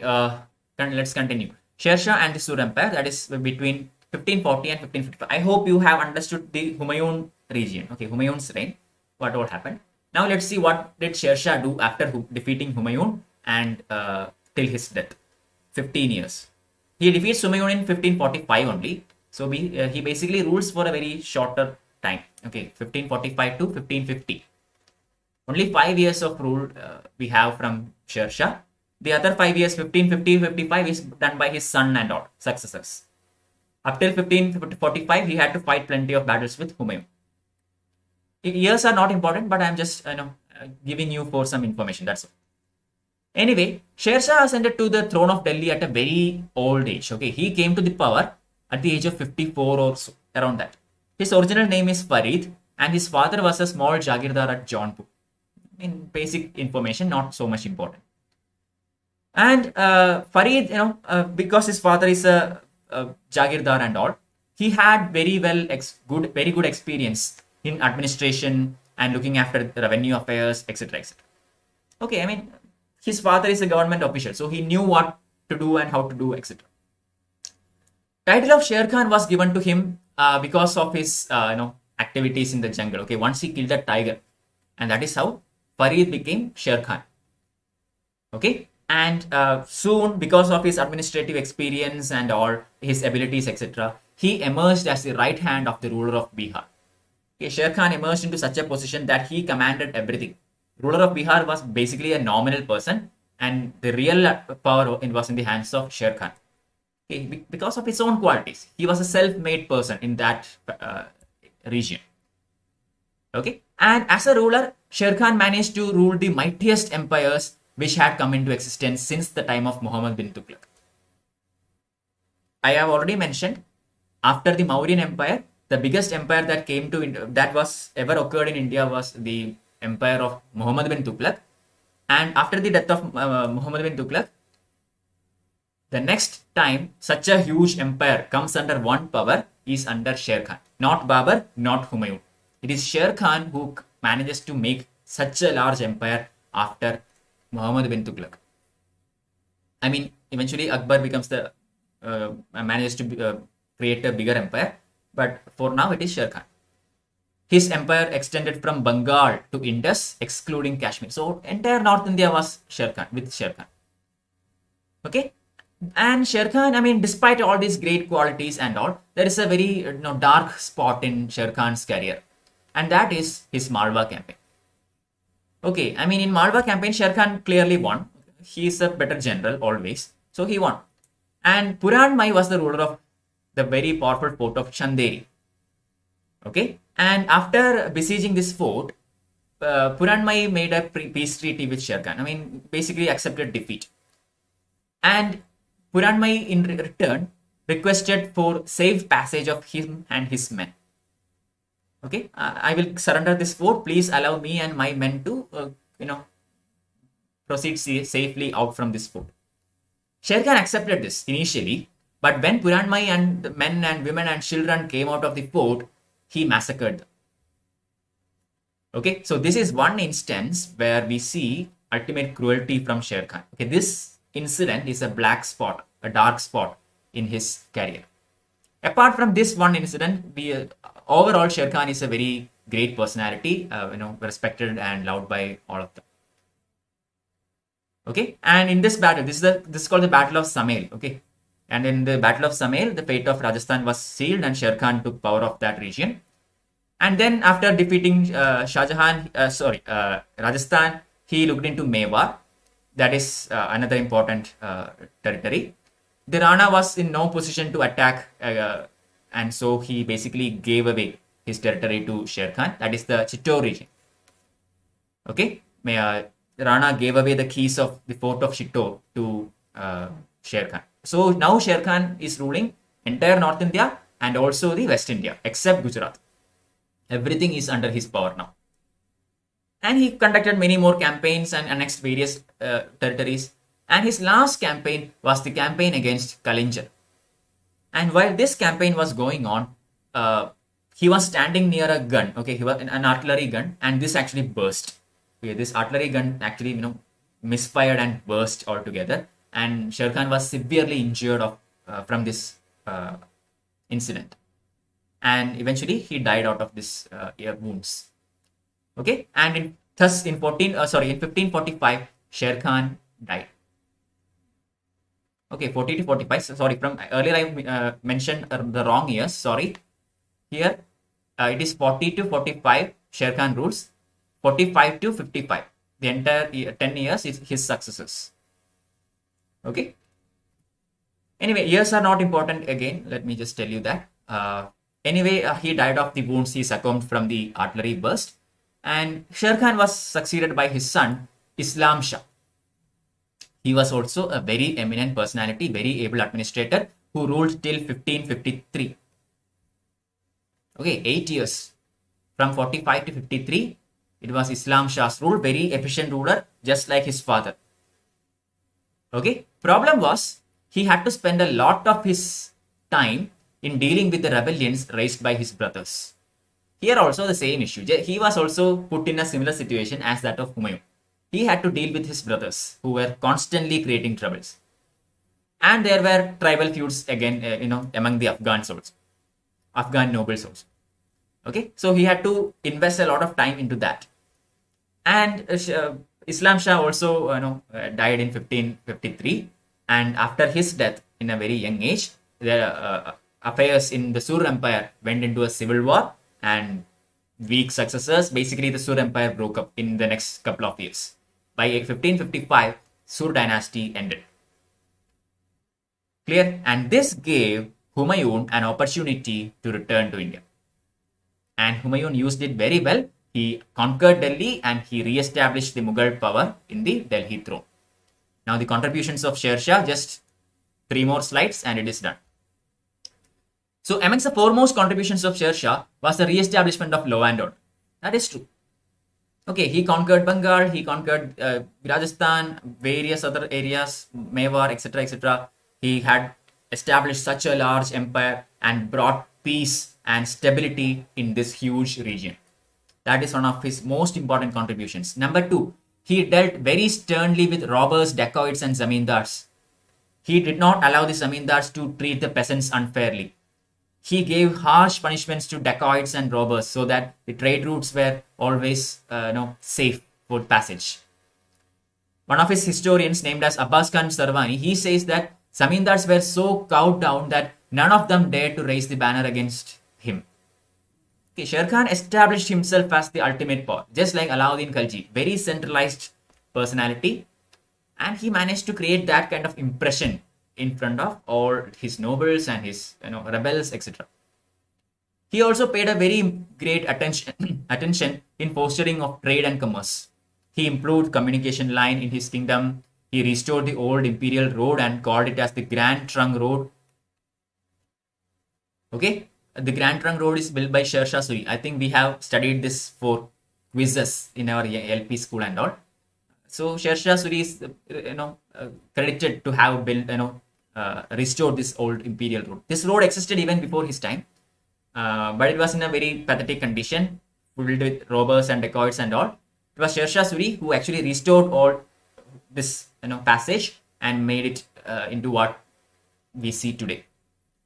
He also is credited to have established certain other roads. For example, the Agra to Jodhpur road and Chittor. Similarly, he built a third road from Lahore to Multan. So overall, he made sure that trade and commerce is flourishing and communication is well established. In order to make sure the travelers are safe and sound and healthy, he also built a lot of sarais. What are sarais? Sarais are inns or temporary lodges for travelers to spend their night, etc., etc. So in about every 2 kos, that means every 8 kilometers, he built a sarai, inn. And there were separate lodgings given for Hindus and Muslims, and Brahmins were appointed for providing food and accommodation for Hindu travelers. He also provided grains for the horses and all. Each sarai was given several watchmen under a control of a Shahana. Shahana is the control custodian. So basically, he made this facility for the protection, for the resting, etc., etc., of all these travelers and traders. Thereby, promoting the trade and commerce in his territory. Many of these sarais developed into market towns or kasbahs. What are kasbahs? It is market towns. Okay, you have to remember these terms, very important. So naturally, when these inns are set up, travelers will come and rest there. Now, so I mean, obviously there will be some, say certain kinds of trade will happen in and around that region. For example, here also, if it's a tourist area, obviously we will see lots of hotels. We will see, fancy, fancy kind of stores. We will see certain textile stores and everything now to attract more and more people to come. Right? We see these kinds of activity in a tourist area. Here also the same thing happened. In and around these inns which were set up, plenty of traders and plenty of people began to come and settle, and it evolved into a market town. Okay, and once it evolved into a market town, plenty of peasants from various parts of the country started to come here and sell their produce. These sarais were also used to stage for the news service or the Dak Chowki. I hope you remember what Dak Chowki is. I had explained it in a previous class. Dak Chowki is basically the news service. If you remember, a runner will run from one place to another, and he gives the message to the next person who will run the next X kilometers, who will hand over the message to the next person. I hope you remember that. That is the Dak Chowki. So these sarais which he set up served as the destination point of these runners. Okay, so basically by establishing this, he has created a good trade and commerce situation. He has done good with peasants. He had done good with the communication lines, roads, etc., etc. Customs duty was allowed only in two places. One in the entrance towards his empire from the northwest, and one from the south. Only at these 2 points, Sher Shah Suri levied customs. No one was allowed to levy any kind of customs duty in any other place other than these two. Okay, so by doing so, he made sure that the traders are not unfairly treated. Earlier, if you remember, when there were small kingdoms in every nook and corner of India, as the trader enters each one of them, he had to pay customs. Okay, I mean, just think about it. Here is one territory, here is another territory, third one, fourth one. So if a trader is going from this point to this point, he has to pay customs to 1, 2, 3, 4, okay, 5. Now all these points he had to pay customs duty. But now, what did Sher Shah Suri do? He annexed all these portions into one huge country. So from A to B, you have to pay customs only at the entry point. Only at this point, you have to give customs. So one such point was established in northwestern part of India, and one was established in the Bengal region. 2 regions, that's all. Similarly, the currency reforms of Sher Shah also helped in the growth of commerce. What did he do now? He struck fine coins of gold, silver, and copper of uniform standard. So earlier, coins were made of mixed metal. Okay, different metals were mixed together to form a coin. So this was very confusing manner. I mean, it's not very standard fashion. So instead of doing that, Sher Shah Suri established a system where pure metal currency was introduced. One currency of pure gold, one currency pure silver, one currency pure copper. That's it. This was something established by Sher Shah Suri. Similarly, he also paid huge attention to the land revenue system, army, justice, etc. He attempted to fix standard weights and measures all over the empire. This also helps in trade and commerce. He did not make many changes in the administrative divisions. Okay, I mean, he did make changes in administration, but the administrative divisions were almost left as such as it prevailed in Delhi Sultanate. What are administrative divisions? For example, in modern India, India is divided into states. States are divided into districts. Districts into, say, sub-districts or say villages. Okay, this is the administrative division. So such divisions which existed during the Delhi Sultanate was continued by Sher Shah Suri without any kind of changes. Clear? So at that time, the divisions were such that a number of villages comprised of a paragana. Paragana was under the charge of a shikdar or a munsif, and a munsif. Similarly, accounts were maintained both in Persian and local languages. Local languages predominantly Hindavi. So accounts were maintained in two languages. One is Persian, other is Hindari. This practice is abolished only during the time of Akbar. From the time of Akbar, we see that accounts are maintained only in Persian. But up till then, including the Suris, accounts were maintained in two languages, Persian and Hindari. Okay, now coming back to the divisions. Above the Paragana was a Shik or a Sarkar under the charge of a Shikdar Shikdaran or the Faushdar and a Municipal. So let me put it this way: village, then many villages together formed. I will draw the other way. Sorry, many villages are there, and villages together form a Paragana, and Paraganas constitute a Shik, and a Shik. Many Shiks together constitute a province. This is the administrative division of Sher Shah Suri. Clear? So you have to study who is in command of what also. So Paragana is looked after by a Shik. Okay, Shikdar, sorry, not a Shik, Shikdar. And Shik is looked after by Shikdar, Shikdaran. Clear? So this was the administrative division of Sher Shah Suri. And obviously, as I have already mentioned, Sher Shah Suri's administration was extremely centralized. And this excessive centralization is considered as one of the drawbacks of his empire. I think I have explained this point plenty of time in my classes. But to the newcomers, once again, centralization is a good thing as far as the central ruler is powerful. Okay, as far as the monarch is able and powerful, centralization doesn't cause much problem. But the moment this strong ruler is replaced by a weak ruler, the entire system immediately collapses. It happened with Mauryas, it happened with Guptas, it happened with almost everyone. The moment the central administration becomes weak, it collapses. Okay, that is the danger of centralization. As long as the central monarch is powerful, the entire thing stands. As when the center weakens, the entire thing collapses. Same thing happened here also. Clear? Due to this excessive centralization, his son was also very able and strong. So he was also able to maintain his empire. But after Islam Shah's death, no one could handle such a vast empire from the throne. And the entire thing collapsed within a span of 2 years.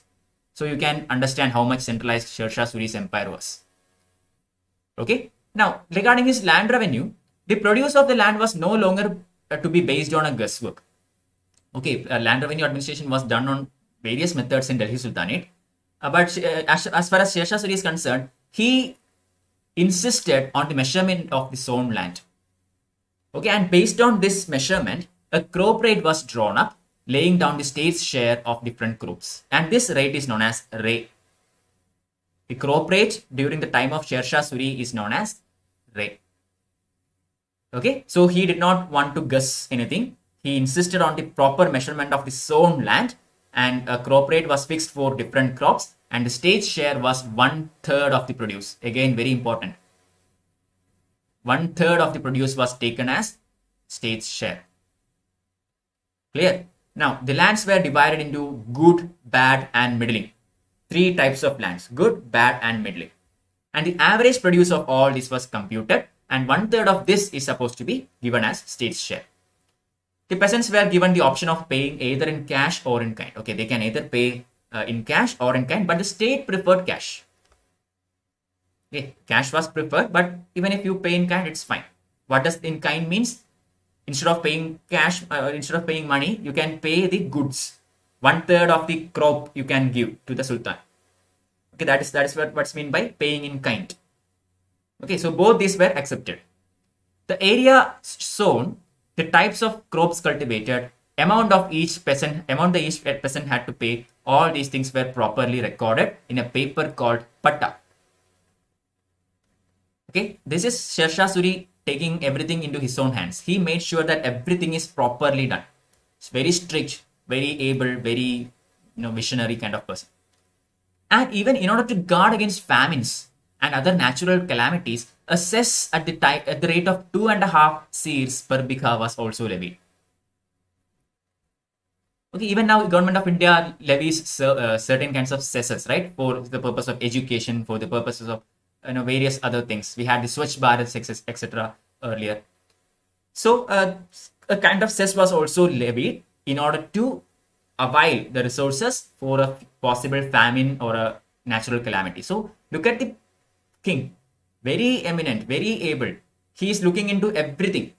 He is taking into account all kinds of future possible circumstances. Okay, so that is why Sher Shah Suri is unparalleled ruler in medieval India. Sher Shah set up a very strong army also. Obviously, he had to contend with the Mughals and all, so he had a very powerful army.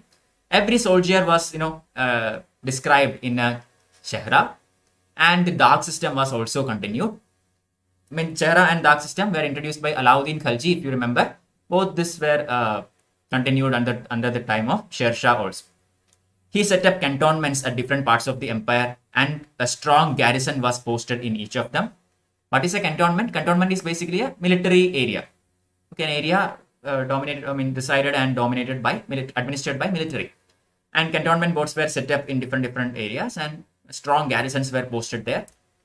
Okay, Sher Shah placed considerable emphasis on justice. Doesn't matter what kind of personality you are. You can be a poor peasant, you can be a strong noble. Everyone was treated equally. He did not spare oppressors, whether they were high nobles or men of local tribes or whatever. He appointed qazis at different parts for justice. Okay, as before, the village panchayats and zamindars also dealt with civil and criminal cases at lower level.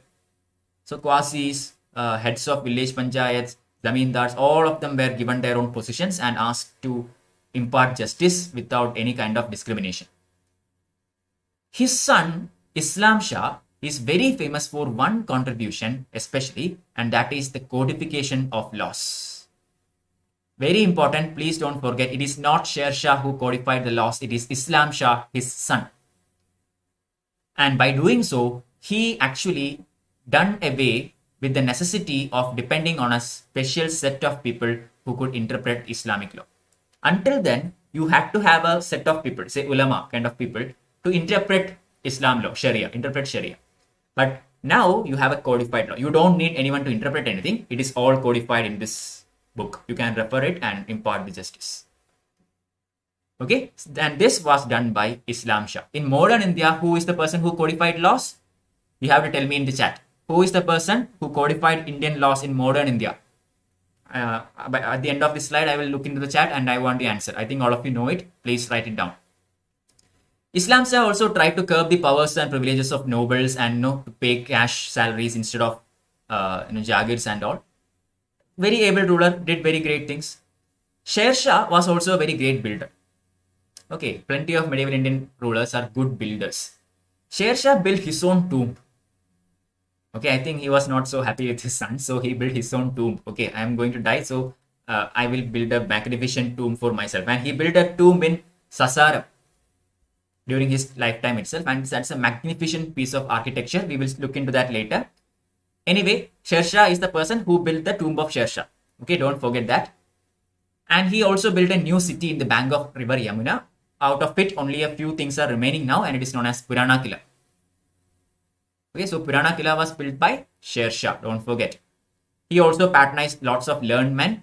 Some of the finest works in Hindi, such as the Padmavat of Malik Muhammad Jaisi, was completed during his reign.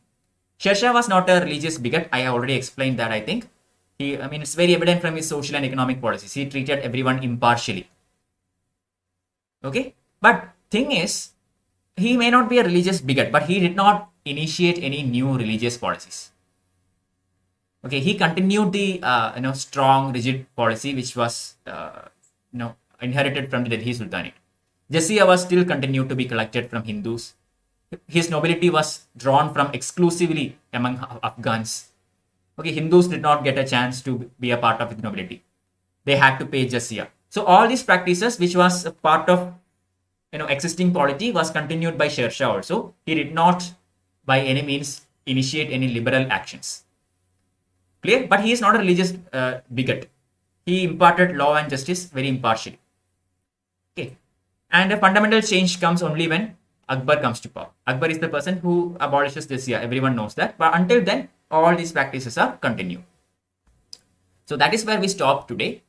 I already told you what will happen after the death of Islam Shah. In a period of 2 years, the Sur empire or dynasty collapses, and then Humayun comes back to power. But immediately afterwards, he falls from the first floor of his library and succumbs to death. And then Akbar comes to power with the help of Bayrang Khan. Okay, and we will study about Akbar and other Mughals in the next class. So that is it for today. Any questions? Battle of Samail, explain it once again. Battle of Samail is not that much important for us. It is basically the Rajasthan campaign. Where is it? Yeah, this is the Battle of Samail, which basically is the campaign which was led by Sher Shah towards Malwa region. Okay, Malwa was a very important area in central India, and I think I explained about Malwa in previous lessons also. So Sher Shah wanted to annex that part. He led a campaign against Malwa, and this very dark thing happened in Malwa, regarding Puranmai and all. And this is the Battle of Samail. Okay, and a powerful fort of Chanderi was abandoned, and they were massacred, etc., etc. Next question. Did Sher Shah face any threat from Afghan nobles ever? Sher Shah was he was a very powerful person that in order to, defend against the Mughals, all the Afghans supported Sher Shah. Okay, Sher Shah was the one person who had respect in a huge section among the Afghans. So when a common enemy came against the Afghans in the form of Humayun, all the Afghans united together under Sher Shah. And once Sher Shah defeated Humayun, he was hailed as the supreme power of Afghans in India, and all of them were no one dared to raise arms against Sher Shah. His administrative policy, his strict and efficient policy, through all that he maintained he made sure that none of his nobles stood a chance against him. Okay, basically during the time of Sher Shah, we do not come across any noble fights. It comes after his death, when Islam Shah comes to power. Despite him being a very good ruler, Afghan nobles started infighting, and everything collapses. Then short span, but many things handled for future. Everything is fate for him. Exactly, very correct. Is Tamil Selvan. Sher Shah's policies actually forms the base for a lot of things that Akbar does in the future. Okay, so that is very good observation. Then codification of law is done by legislature with accordance to constitution. No, wrong. Satya got that one wrong. Who is the person who codified laws in modern India? It is. Have you heard about? One second. Have you heard about this person?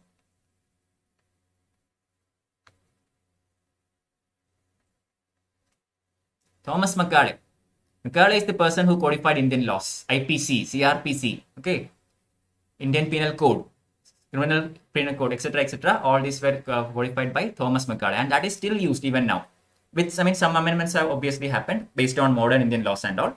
So now it's Parliament and all. It's true, but still, even today, as we speak, India uses the codified law which was made by Thomas Macaulay in 1835. And IPC came into effect in 1860. All right. So that's all for today, guys. Thank you all for joining. Don't get confused regarding my explanation in this part. Modern day laws are all made by the Parliament. That is correct. There is no objection to any of that. But India still follows IPC and CRPC, etc., which was actually made by this personality. Okay. So if you haven't liked this video, please do so. Please like this video and share with your friends so that I can get more views and subscribers. And I will upload the class notes in this Telegram channel very soon. You can download it from there and use it for your revision.